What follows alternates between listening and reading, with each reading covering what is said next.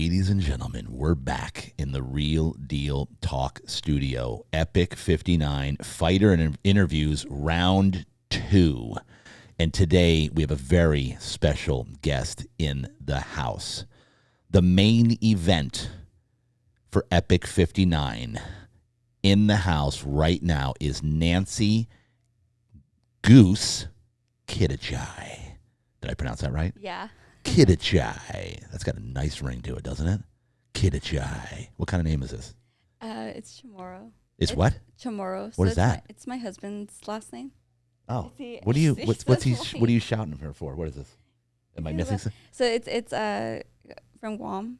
Oh, Guam. Yeah. His Oh, family's nice. from Guam, Hawaii. Like Oh, part that's of his great. family. Yes, I love that. That's amazing. His dad's side. I love it. You said so that's your husband's. Okay, I love it. Yeah, so I took his last name. Beautiful. Now Goose, the nickname Goose. Talk to me here. And it's funny that I said "talk to me" here. Like, remember because the movie "Talk to Me, Goose"? Is that where? I didn't mean that. I didn't. But it was funny. All right. So is that where it comes from? Don't tell me. No. You don't even know what that is. I don't. It went over my head, but Yes. no. Top Gun. No. Okay. Yeah, Yeah. I've gotten that. Okay. No. Okay. So my maiden last name is Guzman. Ah. And so when I first made my Instagram, I did like Nancy Goose because, growing up, little kids are like, you're Goose Man. Yeah, And like, yeah. because whatever. Yes.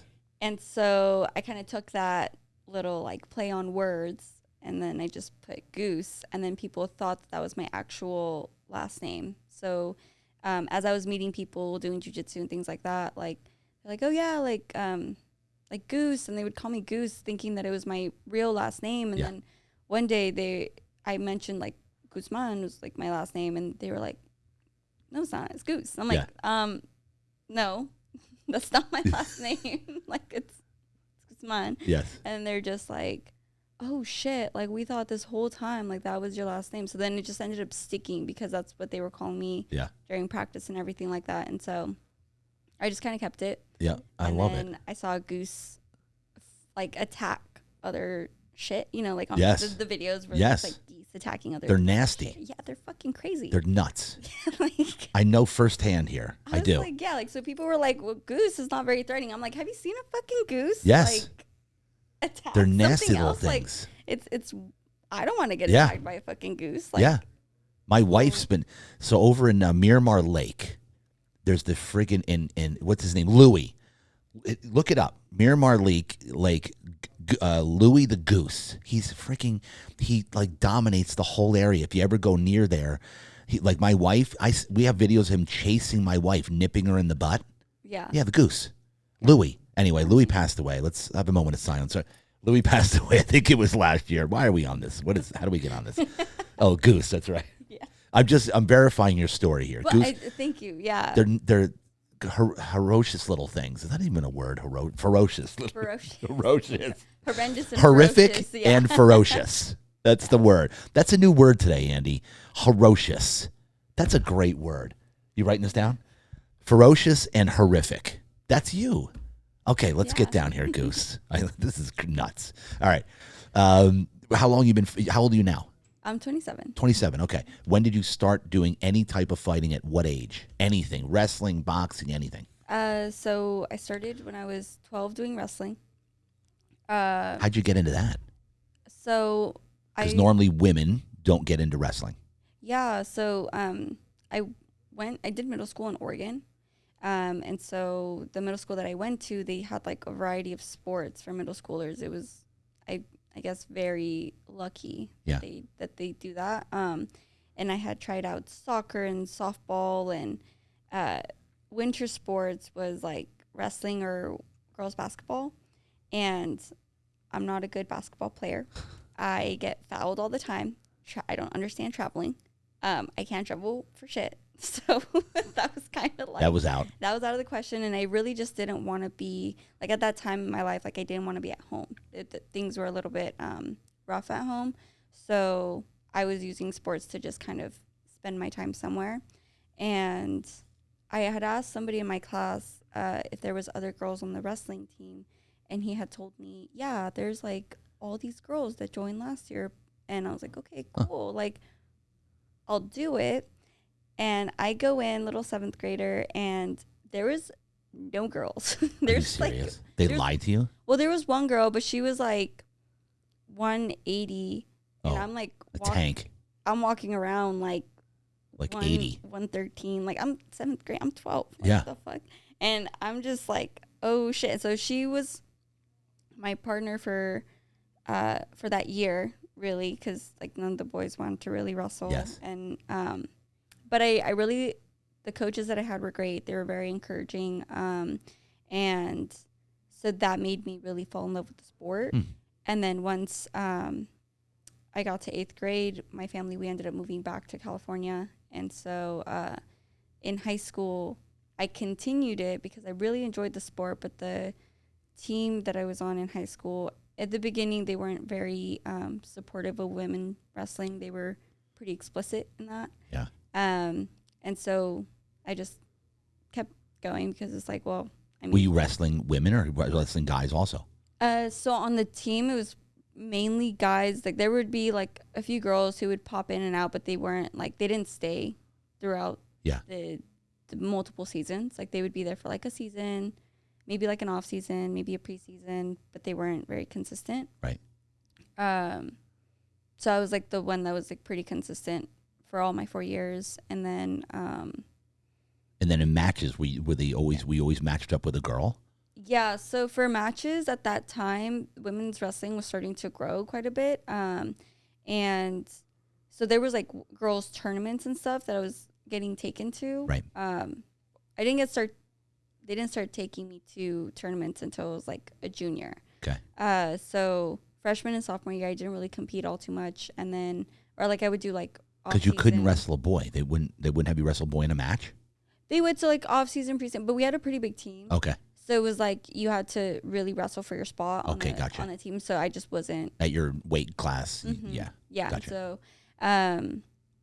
so I would do like the preseason, off-season tournaments and stuff with everybody else. And then once like I hit my junior year, they started actually taking me to like girls tournaments and things like that. And so that's when I could get like pretty competitive in it. Yep. And for that, I was wrestling just girls. How'd that go? Were you doing pretty well? Yeah, I didn't do horrible. And then you stuck with it. You loved it. Yeah. So I really enjoyed, my experience with it. Like those last couple years of high school were very, I think transformative in me enjoying the sport and like really, being able to be competitive. Yeah. So. And then where did it go from there? Like, did you start other types of fighting at that point, or? So when I got to my senior year, so I made it to state my senior year. Oh, you did? Yeah, and I fucked up. I like literally didn't listen to my coach, and I tied up when he told me not to.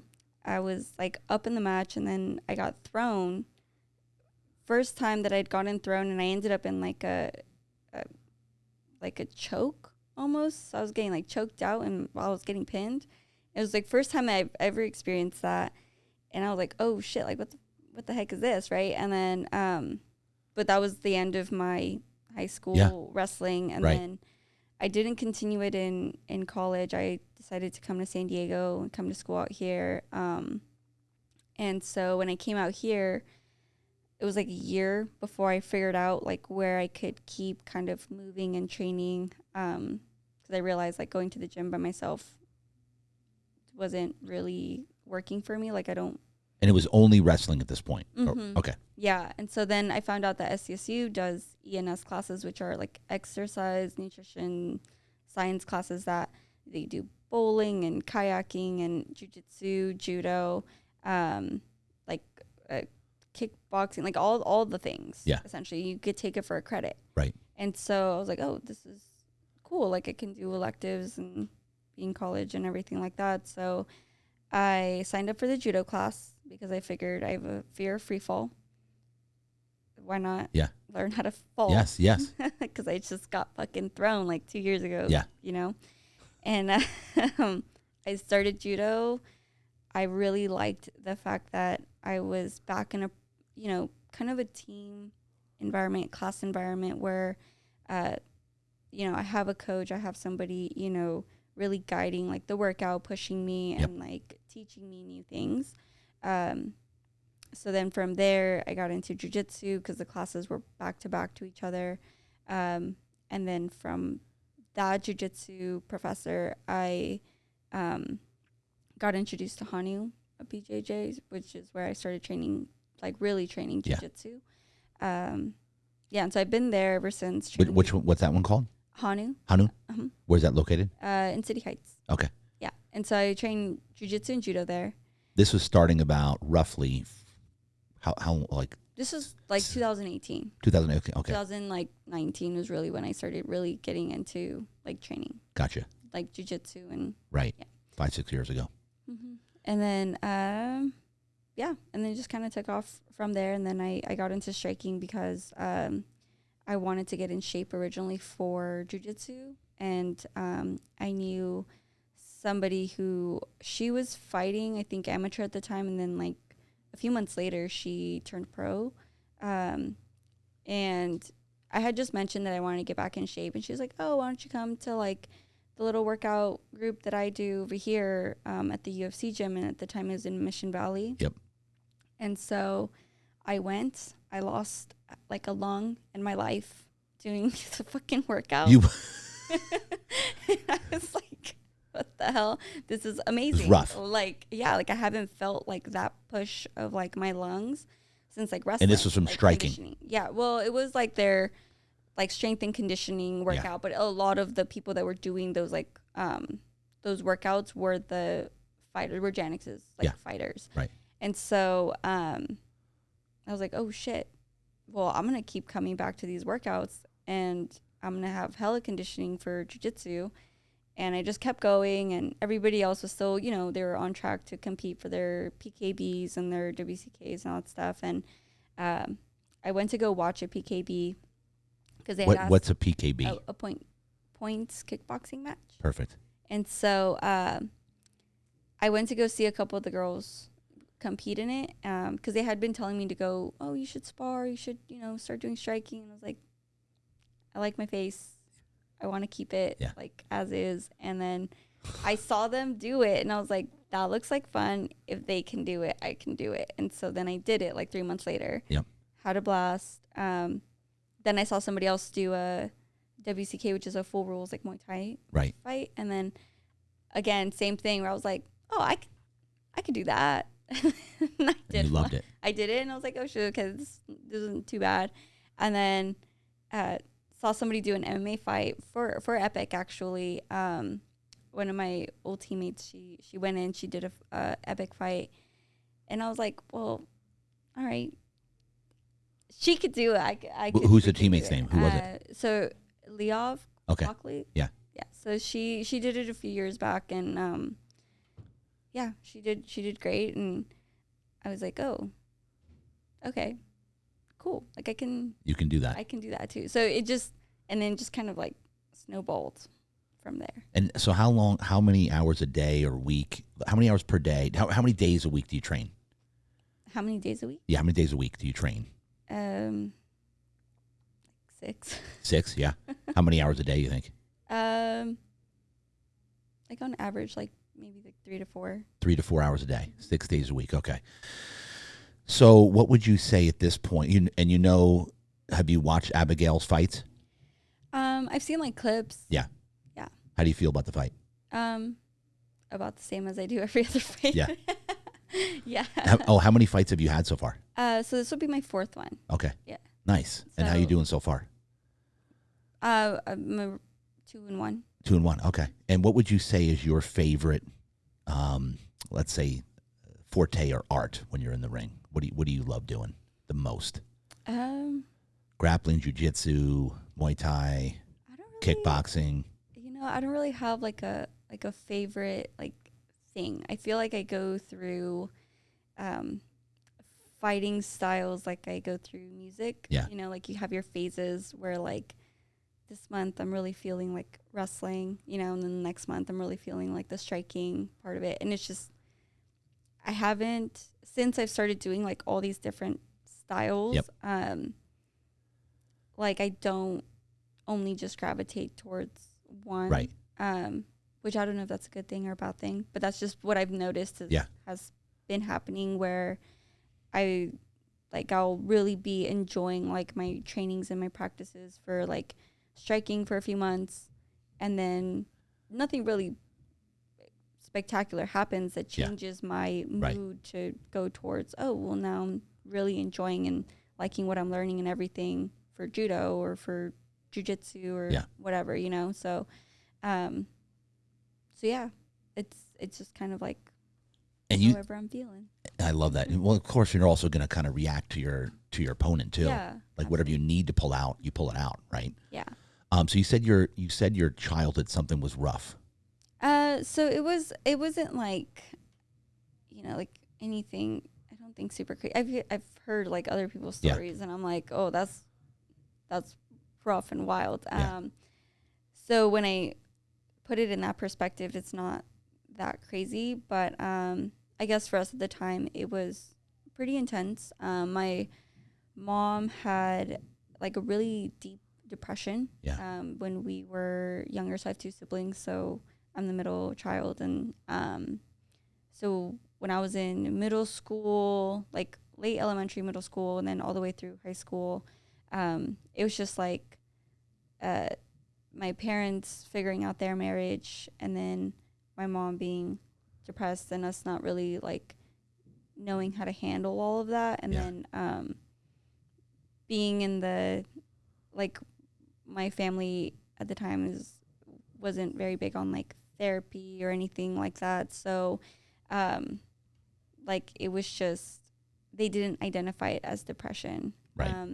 So it got just worse and worse and worse, to the point where it was like bouts of paranoia. Like we didn't know if, you know, she was schizophrenic or if she was bipolar, or if she was just depressed, or if she was just angry. Yeah. Like just wanted to be like angry and petty, like who knows.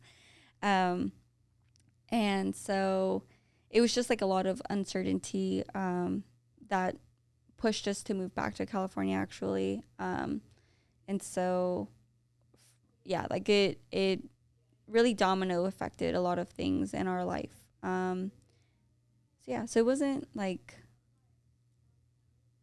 I guess I just, not, like, you know, like right. life or Comparatively death. speaking. Yeah, comparatively speaking, like, I feel like, but still, rough, but it was nonetheless. Within like our experience, it was not the easiest time. How is she nowadays? She's better. Like my parents split up like the moment my sister graduated from high school. Yeah. They like pieced out from each other, and they like, which is good because I mean we've been telling them for a while. Yeah. And yeah, like my mom's living with my brother in Boston, and then my dad's in Nebraska. Who's out here with you? Besides your husband, obviously.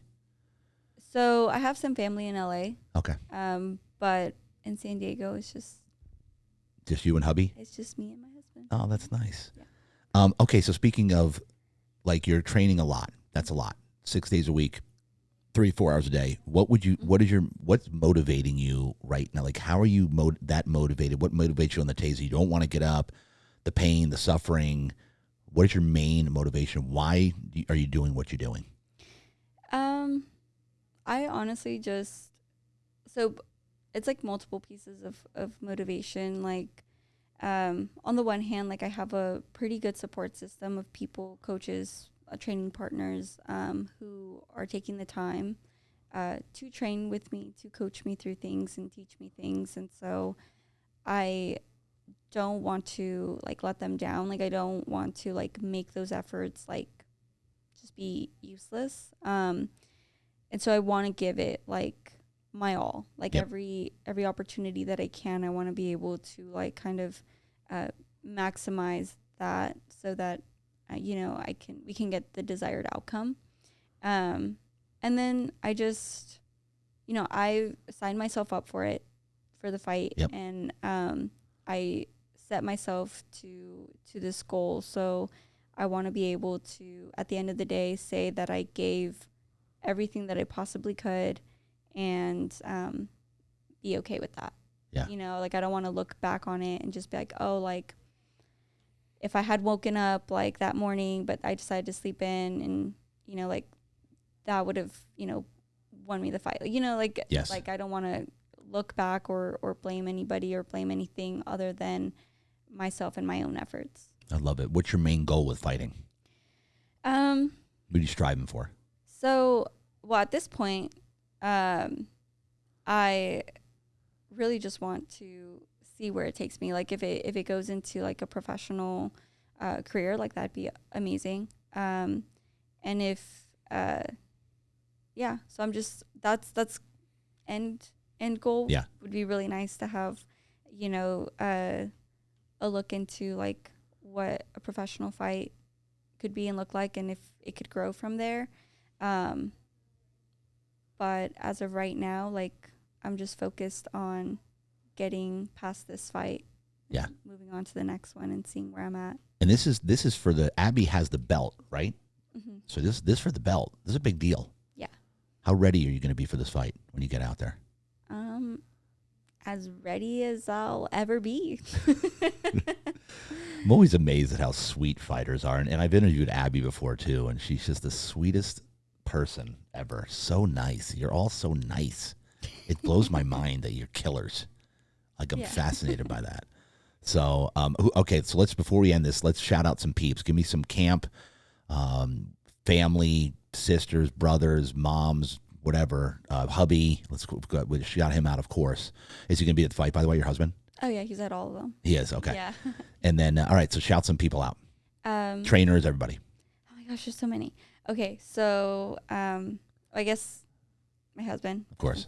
Foremost. What's his name? Tristan. Tristan? Mm-hmm. All right, Tristan, what's up, brother? Come up to me at the fight. Let's say what's up. And then I guess my family, who I mentioned where they're at. They know who they are. And then in terms of like coaches, Coach Jennings, who is my main coach for striking MMA and all that stuff. And so for him, Team Perusa. And then I have Hani BJJ, which is my jiu-jitsu gym. And then also shout out to Camellia Hinger, who's been a really big supporter of me in terms of like my training and my judo and just like emotionally. Nice, yeah. Your therapist. Yeah. And then Craig Baker. I've recently started like working with him and just kind of like workshopping some stuff, and so that's been cool. I hope I'm not missing anybody. Shit. You mentioned a lot. Yeah. What's mom's name? Maricela. Maricela. Mm-hmm. Yeah. And so she's going to be there at the fight? No. No? No. Mom. She hates seeing the fight. Aww. Like my brother, like my siblings will watch him. Okay. They're going to be at the fight? And no, so they're oh, in the yeah. East Coast. Yeah, they're in the East Coast, but no, they'll watch it through the live stream. Okay. But my brother will try to show her, and she's like, I don't like seeing you hit other people, and I don't like seeing other people hit you. Yeah. So it's like both ways. She's rooting for both me and Abby. I already know. She's so funny. Yeah. I love it. All right, girl. I appreciate you coming on. I'm looking forward to this fight. It's going to be amazing. Main event, we've got Nancy Quidachay, a.k.a. Goose. Appreciate your time. It's an honor. Can't wait to see you fight. Epic 59, November 22nd. Get your tickets. You can get the pay-per-view, but there's nothing like seeing it in person. If you're watching the interview, you want to come say what's up, come up to me at the fight. Real Deal Wellness, my wellness company, will have a table, VIP table, right next to the ring, baby. Let's go. Epic 59, fighter interviews, round 2. That's a wrap. Let's go.